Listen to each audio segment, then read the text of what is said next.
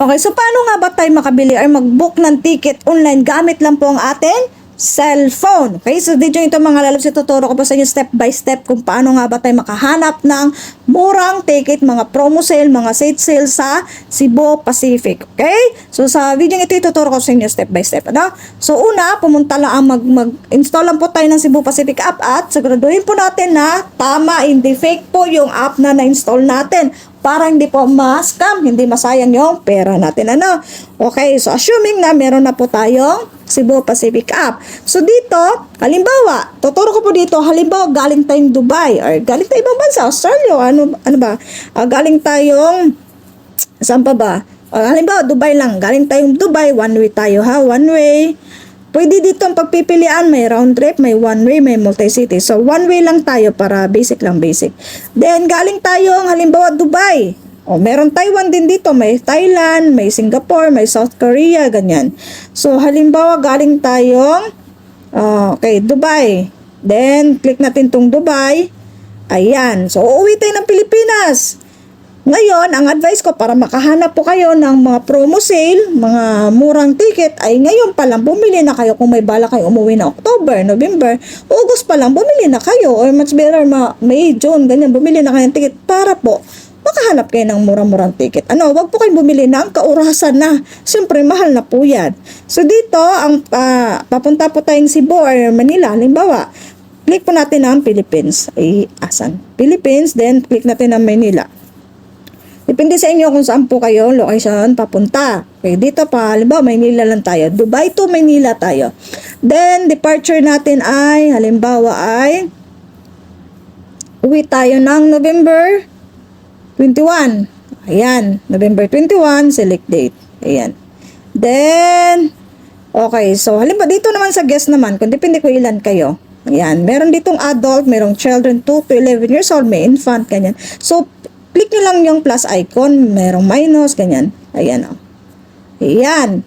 So, halimbawa, isa lang kayo magta-travel, ganyan. 0 lang, 0. Ganyan. So, ito, done lang natin.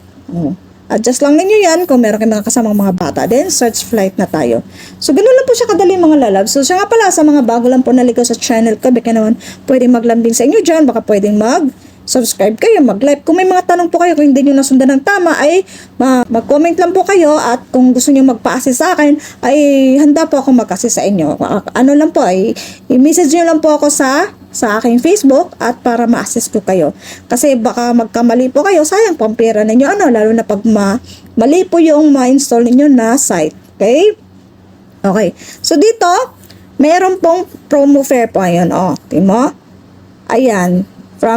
Ganito po ang oras ng biyahe, then naka-promo po siya. So ito lang po yung available na flight. Okay, sa November 21. Okay. So click lang po natin 'yan. So pag click natin 'yan, dito, I'm okay with fare only. Ayan. So click lang natin 'yan. Depende po sa inyo kung gusto niyo mag-go AC, I want cheaper bags and seat. Ayan. Ayan. So dito tayo sa pinaka-basic lang tayo. I'm okay with fare only lang. So click natin 'yan. Dito naman, Dubai. So, lagi natin i-check kung tama lahat ha. Kung Dubai to Manila, baka nagkabaliktad. Manila to Dubai. Naku po, hindi na po pwedeng ma-change yan pag magkamali po ang location. Tawag niyan, location. Dapat hindi mabaliktad ha. Yung iba kasi nababaliktad. Galing siya Davao, papunta Manila. Ang nabili niyang ticket ay Manila to Davao. Diba? Di mali na. Ayan. So, ito ba yung presyo niyan? Ito yung price niya. Then, continue lang tayo. Click natin ang continue. Yan, sana po nasundan ninyo Ayan. Ulitin ko lang, pwede po ako mag-assist sa inyo. Message nyo lang po ako sa Facebook profile ko. Ilalagay ko po yung link ko sa description, yung aking Facebook profile po. No? Okay, so dito, got it lang. Ayan. So dito, ilalagay nyo lang po yung pangalan ninyo.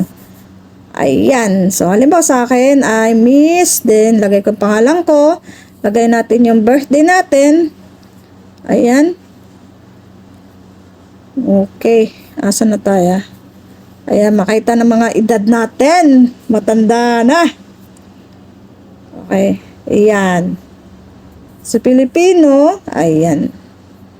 So, ganun lang po siya mga lalabs. Napakadali lang po, Dito naman sa passport information, pwede naman hindi niyo lagyan. Optional lang naman po yan. Dito, so dito, no need na i-click ito kung hindi ka naman disabled na person, hindi mo na kailangan i-click yan. So dito naman dito ay yung contact information. So lagay lang tayo, maglagay lang tayo ng contact information, then lagay tayo ng number. Ayan, so kailangan tayo maglagay ng number dito talaga para ayan. So dito, lagay din tayo ng email address. Then, click lang natin I confirm. Ganyan. So, continue lang tayo. Dito naman, pwede tayo mag-add ng baggage. Ayan. Dito, pwede kayong mag-add dito. Halimbawa sa baba na tayo, proceed to payment na tayo. No? Kung wala naman tayong i-add na baggage. Ngayon, kung pwede kang mag-add ng baggage, i-click nyo lang po itong si baggage. Ayan. So, dito, proceed to payment lang tayo. Then, proceed to, anyway, ganyan.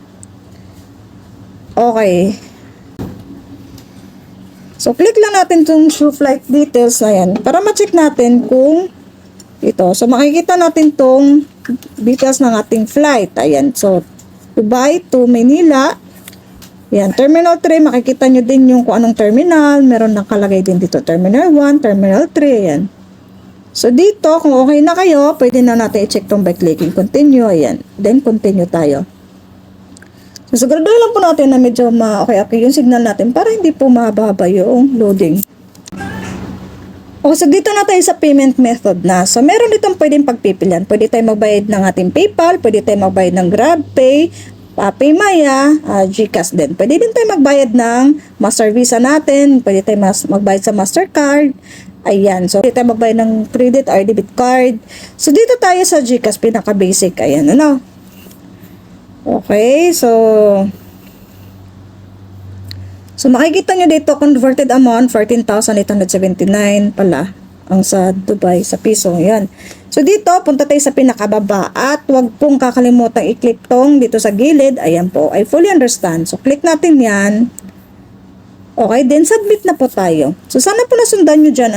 Kung hindi nyo po nasundan at gusto nyo po magpa-assist sa akin, message nyo lang po ako again at handa po akong i-assist kayo. Para hindi po kayo magkamali. Para sigurado po kayo na legit po ang inyong na site. Okay, so dito, mag-next lang po kayo dito. Ayan, i-next lang natin. Then, ilalagay nyo po yung OTP number. Okay, so magkaiba tayo. Halimbawa, Paymaya, yan, GCash, o GCash tayo. Ilagay nyo po yung OTP number. Then, ang kasunod po nito, ilalagay nyo lang po yung PIN code niyo, then magbayad na po kayo sa GCash. So, ganun lang po paano makabili ng ticket sa Cebu Pacific online po. Nagamit na po cellphone, hindi na natin kailangan dumaan sa traveling agency. So, siya nga pala, magtataka kayo kung paano ninyo makikita yung pinaka-ticket ninyo, ay isi-send po yan ng Cebu Pacific sa inyong Gmail account ninyo or kaya doon mismo sa may Cebu Pacific app, makikita nyo din po doon yung flight status ninyo, no? So, pwede nyo i-print, pwede nyo pong screenshot at ayun na po. So, at tandaan nyo po, para makabili po kayo ng ticket na mura-mura, dapat po ay malalayo pa lang, ay bumili na po kayo. Wag po yung kaurasan ay saka pa kayo bibili ng ticket. Check nyo lang po yung Facebook profile ko po sa description, nalagay ko lang po para po kung gusto nyo magpa-assist sa akin ay message nyo lang po ako sa messenger ko, okay? So, hanggang dito na lang po. You're welcome.